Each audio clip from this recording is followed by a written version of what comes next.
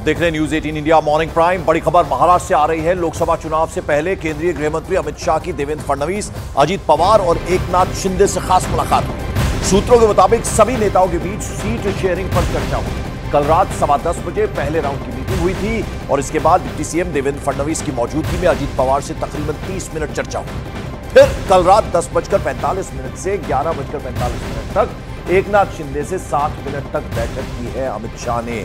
यानी किस तरह से सीट बंटवारा होगा, उसको लेकर क्या स्ट्रैटेजी बने, इसके हिसाब से गृह मंत्री ने इंटरवीन किया था, क्योंकि कहीं ना कहीं पेच फंसा हुआ है, तो वो कैसे सॉल्व करना है उसके ऊपर मंथन हुआ। पहले देवेंद्र फडणवीस और अजीत पवार से मुलाकात हुई और उसके बाद एकनाथ शिंदे से भी मुलाकात हुई गृह मंत्री अमित शाह की। और जानकारी के मुताबिक अमित शाह ने इस बैठक में महाराष्ट्र के मुख्यमंत्री और दोनों डिप्टी सीएम्स को 400 प्लस का टारगेट उनके सामने रखकर काम करने के डायरेक्शंस दिए हैं। अमित शाह ने कहा कि सीटों के बंटवारे पर ज्यादा चर्चा की बजाय प्रधानमंत्री मोदी को फिर से पीएम बनाने की दिशा में काम करना है। अमित शाह ने कहा कि सीटों के बंटवारे में किसी के साथ अन्याय नहीं होगा, यह साफ कह दिया गृह मंत्री अमित शाह ने।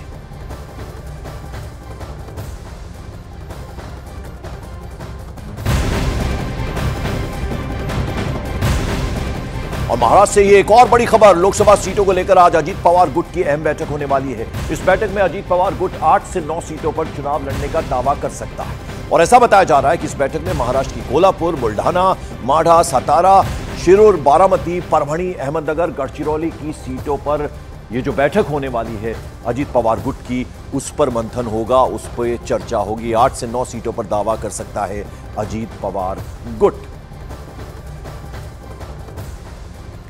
तो आपको बता दें कि महाराष्ट्र में इस वक्त बैठकों का दौर चल रहा है। जैसे कि हमने आपको बताया कि अमित शाह ने दोनों ही डिप्टी सीएम से बात किया और फिर अलग से एकनाथ शिंदे से बात किया। इस बीच खबर यह भी आ रही कि 8 से 9 सीटों को लेकर अजीत पवार गुट की भी बैठक होगी। 8 से 9 सीटों को लेकर दावा ठोक सकता है अजीत पवार गुट। मेरे सहयोगी विवेक गुप्ता इस वक्त सीधे हमारे साथ जुड़ रहे हैं। विवेक, गृह मंत्री मुंबई थे और उन्होंने साफ 400 प्लस का टारगेट दिया है और कहा है कि एक बार फिर से प्रधानमंत्री बनाना है नरेंद्र मोदी को, उस डायरेक्शन में काम करना है। बिल्कुल सही कहा पंकज आपने। देखिए जिस तरीके से महाविकास अघाड़ी और महायुति में सीटों को लेकर काफी ज्यादा खटपट चल रही है, उसको लेकर अब अमित शाह ने साफ तौर पर जो महायुति में 3 पार्टी हैं, बीजेपी, शिंदे कैंप और अजीत पवार गुट की एनसीपी, इन तीनों के साथ बड़े नेताओं के साथ मीटिंग की है और अमित शाह ने साफ तौर पर बोला है कि पहला मकसद ये होना चाहिए कि नरेंद्र मोदी को 400 के पार सीट कम से कम मिलनी चाहिए। सीट कोई भी लड़े, लेकिन पहला मकसद होना चाहिए कि जो सरकार है वो बीजेपी के बने और नरेंद्र मोदी का जो नारा है 400 पार, इस बार वो हर हाल में पूरा होने चाहिए। लेकिन महाराष्ट्र में कुल 48 सीटें हैं। शिंदे कैंप का दावा है और वो क्लेम कर रहे हैं कि 48 में से 22 सीटों पर उनको लड़ने के लिए सीट दी जाए, क्योंकि उनका कहना है कि 2019 में जब चुनाव हुए थे तब शिवसेना 22 सीटों पर लड़ी थी और 18 सीटें वो जीत कर लाई थी। इसी के मद्देनजर वो इस बार भी 22 मांग रहे हैं। लेकिन सूत्रों से जानकारी मिल रही है कि शिंदे कैंप को 22 सीटें तो नहीं मिलेगी, लेकिन 16 और 18 के बीच में सीटें मिल सकती हैं। वहीं दूसरी तरफ अजीत पवार गुट क्लेम कर रहा है कि उनको 10 से 12 सीट चाहिए, लेकिन सूत्रों से जानकारी मिली कि उनको भी 6 से 8 सीटें मिल सकती हैं। इसलिए अमित शाह ने तीनों नेताओं के साथ मिलकर यह तय किया है कि जो भी सीट फॉर्मूला के लेकर जो अनबन चल रहे हैं, जो भी खटपट चल रही है, उसे जल्द से जल्द सुलझाया जाए। उनका मेन फोकस होना चाहिए जो बीजेपी और विवेक, जरा ये बताएं, कल जो ये बैठकों का दौर चला, क्या अलग से देवेंद्र फडणवीस से मिले गृह मंत्री, फिर उसके बाद अजीत पवार से मिले और आखिर में एकनाथ शिंदे से मिले, या तीनों को इकट्ठे उनके साथ भी बैठक हुई गृह मंत्री की?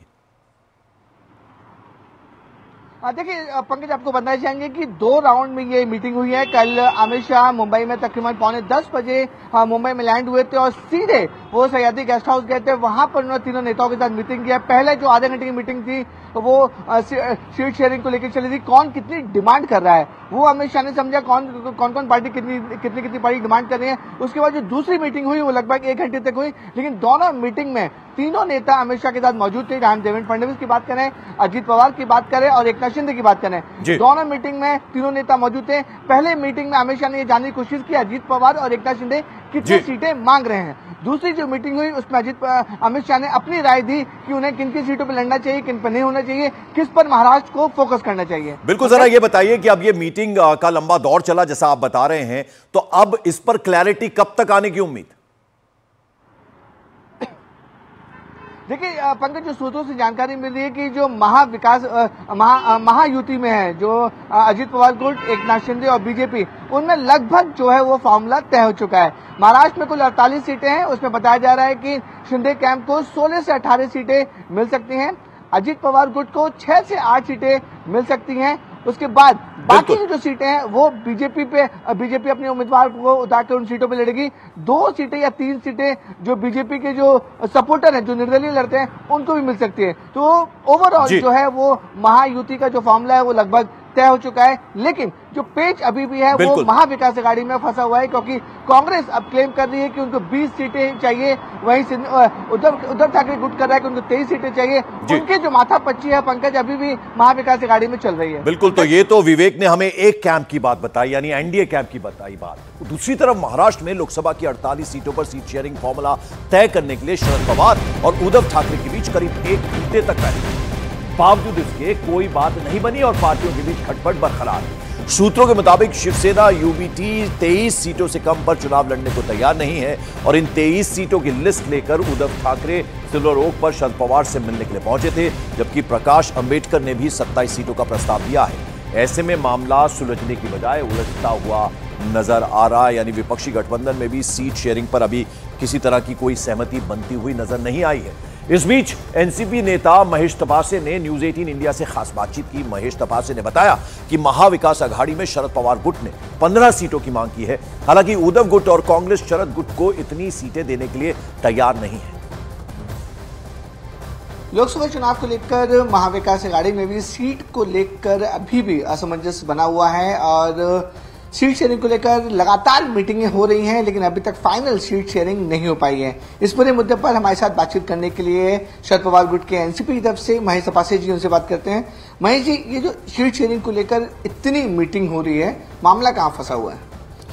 देखिए, भारतीय जनता पार्टी को महाराष्ट्र से पराजित करना है और इसीलिए सम विचारी पक्षों को साथ में लेना, उसके अंदर पार्टी किसी कैंडिडेट को प्रपोज करे तो उसके कलेक्टिव लीडरशिप में उस कैंडिडेट को प्रपोज करना और वहाँ की रणनीति तय करने को उसका समय लगता है। एक तरफ भारतीय जनता पार्टी है जिसने देश के 195 लोगों की लिस्ट उन्होंने अपनी डिक्लेयर की, उसमें से एक आदमी ने 48 घंटे में अपना पीछे ले लिया। आज एक यूपी के और एक जो है सांसद ने राजस्थान के, उन्होंने पीछे ले लिया और इस प्रकार से भारतीय जनता पार्टी की भी मुश्किल है। हमारे पास मुश्किल कोई नहीं है, हमारे पास हम जो स्ट्रैटेजी बना रहे हैं उस स्ट्रैटेजी के तहत जो सेक्युलर वोट्स हैं, जो शिवसेना उद्धव बाला साहब ठाकरे साहब के वोट हैं, जो अंबेडकर साहब के वोट हैं, जो कांग्रेस और एनसीपी के रूरल वोट्स हैं, अर्बन सिटीज के वोट्स हैं, उसका रीच मैक्सिमाइज किस प्रकार से हम करें, इसके लिए हम अपने प्रयास में हैं और हमें पूरी आशा है कि जब हमारे महाविकास गठबंधन के 48 सांसद के जो हमारे प्रत्याशी हैं उनकी लिस्ट डिक्लेयर होगी और जब हम चुनाव में जाएंगे तो लगभग हमारे पास 35 से 40 के आसपास हम विजयी होंगे। विवेक गुप्ता मेरे सहयोगी मुंबई से हमारे साथ है। विवेक, इधर भी कुछ ठीक नहीं चल रहा? बिल्कुल पंकज, देखिए मैंने पहले आपको बताया कि महायुति में तो लगभग सॉल्यूशन हो गया है, क्योंकि अमित शाह इन्वॉल्व हो गए थे, इसलिए उन्होंने उसको सॉल्यूशन निकाल दिया है। उन्होंने महेश साहब बोले कि मेन फोकस जो मोदी जी का नारा है 400 पार, इस बार उस पर फोकस करना है। लेकिन महाविकास अघाड़ी में अभी भी सब कुछ अच्छा नहीं चल रहा है। देखिए, कल उद्धव ठाकरे और शरद पवार में 1 घंटे तक मीटिंग हुई, लेकिन मीटिंग के दौरान कांग्रेस का कोई भी नेता मौजूद नहीं था।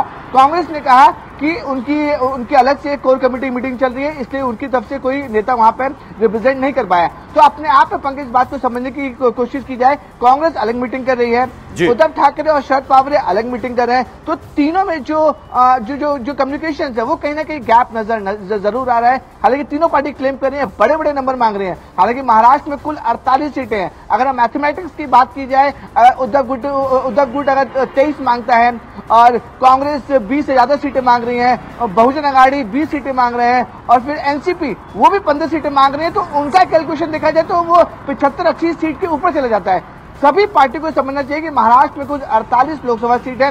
उन 48 लोकसभा सीट के लिए आपको कैलकुलेशन करना पड़ेगा कि कौन सी पार्टी कहां मजबूत है, इसको लेकर मंथन चल रहा है। देखिए, अब कुछ ही समय में ये इलेक्शन कमीशन जो पीसी करेगा तो कोड ऑफ कंडक्ट लग जाएगा, लेकिन अभी तक महाविकास अघाड़ी में ये तय नहीं हो पा रहा है कि कांग्रेस कितने पे लड़ेगी, उद्धव ठाकरे गुट कितने पे लड़ेगा, एनसीपी शरद पवार गुट कितने पे लड़ेगा, बहुजन अघाड़ी जो प्रकाश आंबेडकर की पार्टी है वो कितने पे लड़ेगी। तो चारों पार्टियों में अपने आप में इतनी खटपट चल रही है कि आपस में तय नहीं कर पा रहे हैं कि कितनी जगह कौन लड़ेगा। लेकिन महाविकास अघाड़ी के नेता कैमरे पे दावा कर रहे हैं कि बहुत जल्द सीट का सॉल्यूशन निकल जाएगा, बड़ी प्रेस कॉन्फ्रेंस होगी, सारे नेता मौजूद होंगे और 1 से 2 दिन में सब कुछ क्लियर हो जाएगा।